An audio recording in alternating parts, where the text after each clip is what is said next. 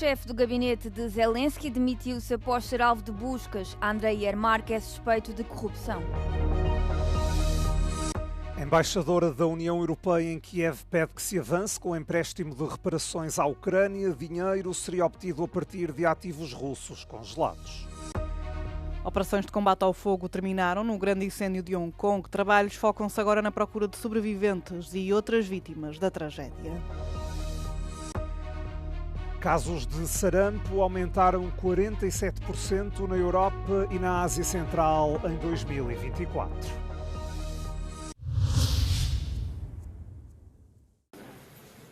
O chefe do gabinete do presidente Volodymyr Zelensky, Andrei Yermak, demitiu-se após ser alvo de buscas.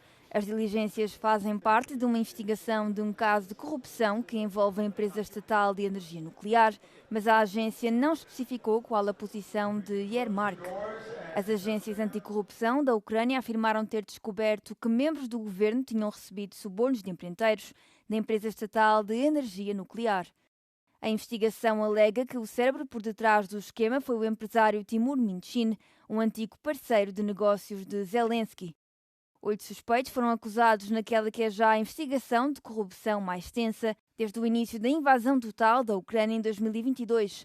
Em resposta à investigação, Kiev lançou uma auditoria anticorrupção em larga escala, direcionada a todas as empresas públicas. A ministra da Energia da Ucrânia e o ministro da Justiça também se demitiram.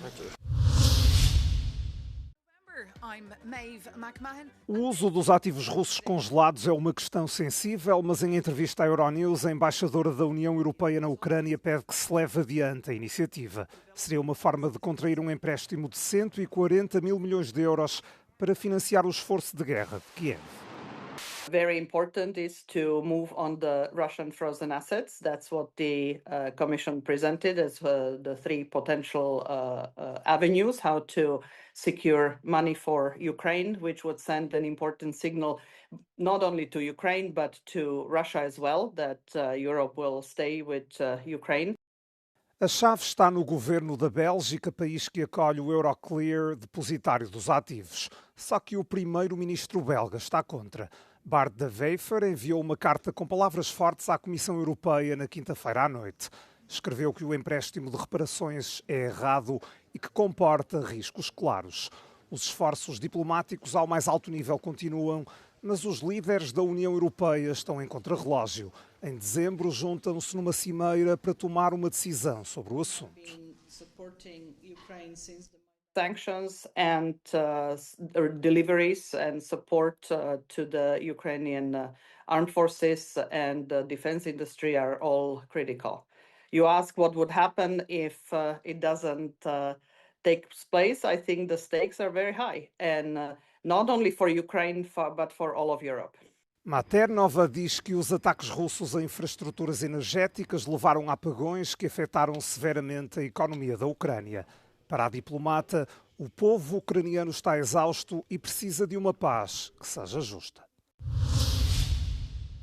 As imagens foram captadas durante uma incursão militar israelita na Cisjordânia e mostram 2 soldados israelitas no momento em que matam 2 homens palestinianos, depois do que parece ser uma rendição. O incidente teve lugar na quinta-feira, na cidade de Jenin, onde as forças israelitas têm levado a cabo extensas operações militares.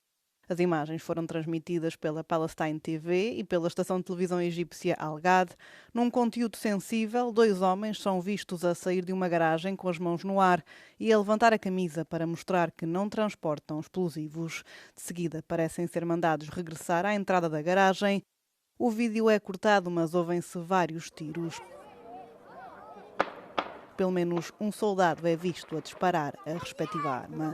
Uma retroescavadora, operada por tropas israelitas, faz com que a entrada da garagem se desmorone sobre os corpos, aparentemente já sem vida. A autoridade palestiniana qualificou o incidente de um assassínio extrajudicial, afirmando que os homens foram mortos a sangue frio. Em comunicado, o exército israelita confirmou ter disparado contra os indivíduos, afirmando que se tratavam de militantes procurados e que o incidente estava a ser analisado. Palestinianos e grupos de defesa dos direitos humanos afirmam afirmam que este tipo de investigações produz poucos resultados e que as tropas israelitas raramente são processadas. Após o sucedido ministro da Segurança Nacional de Israel, Itamar Ben-Gvir elogiou as forças israelitas, afirmando que os terroristas devem morrer. Um dos militares da Guarda Nacional, baleados na noite de quarta-feira perto da Casa Branca, acabou por morrer. A confirmação foi dada por Donald Trump. Sarah Beckstrom, de apenas 20 anos, morreu no hospital não resistindo aos ferimentos. A Casa Branca informou que o presidente dos Estados Unidos já falou com a família da militar norte-americana. O segundo soldado da Guarda Nacional baleado, Andrew Wolf, de 24 anos, continua hospitalizado depois de também ter sofrido ferimentos graves. O suspeito do ataque é um cidadão afegão de 29 anos que terá trabalhado numa unidade especial do exército afegão apoiada pela CIA durante as 2 décadas de presença militar de Washington no Afeganistão, antes de emigrar para os Estados Unidos. Trump classificou o tiroteio como um ataque terrorista e criticou a administração Biden por ter permitido a entrada no país de afegãos que trabalharam com as forças norte-americanas durante a guerra no Afeganistão. Em Hong Kong, um porta-voz do governo anunciou na sexta-feira que as operações de combate ao fogo terminaram, neste que se tornou já um dos incêndios mais mortíferos do território em décadas. Pelo menos 128 pessoas morreram depois de um edifício residencial ter sido engolido pelas chamas que rapidamente se propagaram às torres vizinhas do complexo, queimando 7 dos 8 edifícios. A propagação terá sido facilitada pelos andaimes em bambu e materiais de construção que rodeavam os edifícios, que sofriam obras de remodelação. As causas do incêndio ainda não são conhecidas. As autoridades afirmam que as chamas foram em grande parte extintas, acrescentando que as atenções estão agora centradas na procura de possíveis sobreviventes. Cerca de 200 dos quase 5.000 residentes continuam desaparecidos, enquanto o pessoal da emergência se esforça por entrar em cada unidade para encontrar pessoas que possam ainda estar presas. Mais de 900 residentes foram retirados e colocados em abrigos temporários desde o início do incêndio na quarta-feira. 3 pessoas foram detidas na sequência da tragédia, os diretores do projeto de renovação e um consultor de engenharia investigados por homicídio involuntário. As autoridades suspeitam que alguns dos materiais utilizados nas obras de construção não cumpriam as normas de resistência ao fogo, nomeadamente os painéis de isolamento. Os alarmes de incêndio nos 8 blocos também foram considerados ineficazes pelos bombeiros. O presidente Emmanuel Macron anunciou que França vai lançar um programa de serviço militar voluntário no verão de 2026. O programa vai recrutar jovens entre os 18 e os 19 anos, selecionados durante um dia de mobilização com base na sua motivação e nas necessidades das Forças Armadas. Os voluntários vão prestar serviço durante 10 meses, começando com um mês de formação inicial em competências militares básicas e manuseamento de armas. Depois seguem-se 9 meses numa unidade militar destacada apenas em território francês. Nous ne pouvons pas revenir au temps de la conscription, mais nous avons besoin de mobilisation. Mobilisation de la nation pour se défendre. Pas contre tel ou tel ennemi, mais pour se tenir prête et être respectée. Macron disse que o programa tem como objetivo inscrever 3.000 jovens em 2026, aumentando para 10.000 em 2030 e 50.000 em 2035. As Forças Armadas francesas contam atualmente com cerca de 200.000 efetivos no ativo e mais de 40.000 reservistas, o que os torna nas segundas maiores da União Europeia, logo a seguir à Polónia.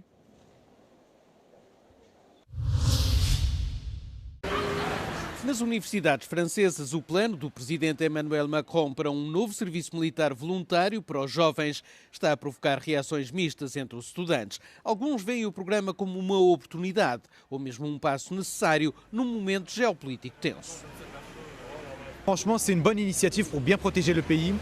Et vu que c'est sur principe de volontariat, ça pourrait trouver une vocation pour certains et ça aidera le pays, donc c'est de bon augure pour la suite. Pourquoi pas? Parce que ça permet d'avoir une formation, de goûter un petit peu à la vie militaire comme l'ont fait nos anciens. Et 800 € par mois, c'est toujours ça de gagner, surtout si on est nourri, logé et blanchi. Outros dizem que o momento não é o ideal, sobretudo numa altura em que o país pretende reduzir a despesa pública. Je trouve que l'État a d'autres priorités à traiter, notamment on est dans une période assez difficile où vraiment le budget de l'État est compliqué à gérer. Ça devrait aller, par exemple, pour l'augmentation du SMIC, par exemple. Na sede de uma das maiores associações de estudantes do país, a reação ao plano de Macron é firmemente crítica. Nous, on s'oppose en fait à ce retour du service militaire, d'une part parce qu'on se trouve quand même dans un contexte de restrictions budgétaires énormes, avec 80% des universités qui sont déficitaires. Et donc aujourd'hui, on nous explique qu'il n'y a pas d'argent magique, mais par contre pour l'armée, apparemment c'est assez facile de débloquer des budgets de plusieurs centaines de millions d'euros. Et puis aussi parce que dans les objectifs qui sont annoncés par Emmanuel Macron, il y a la question de la formation des jeunes. Et c'est aussi encore une fois un scandale pour les universités, pour l'éducation nationale aussi, qui ont le rôle de former la jeunesse, de former toute une génération et qui aujourd'hui se retrouve mise sur le côté. Uma geração criada em relativa paz debate agora temas como a mobilização, o patriotismo ou a perspectiva, mesmo que remota, de um conflito.